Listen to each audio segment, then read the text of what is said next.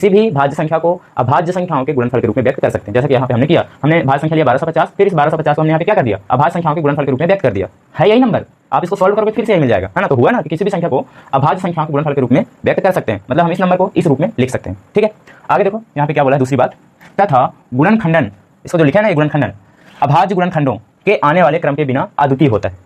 आप इसके लैंग्वेज पे मत जाइए, सुनिए मैं समझाता हूँ आपको सरल भाषा में।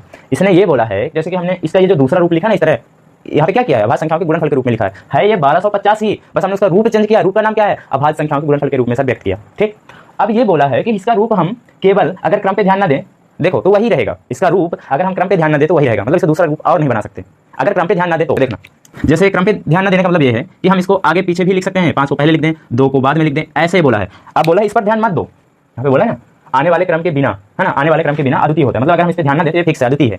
अब देखो अगर आप ऐसे भी कर दोगे तब भी 1250 ही रहेगा, इसलिए बोला कि क्रम पे ध्यान ना दो तब भी वही रहेगा, है ना।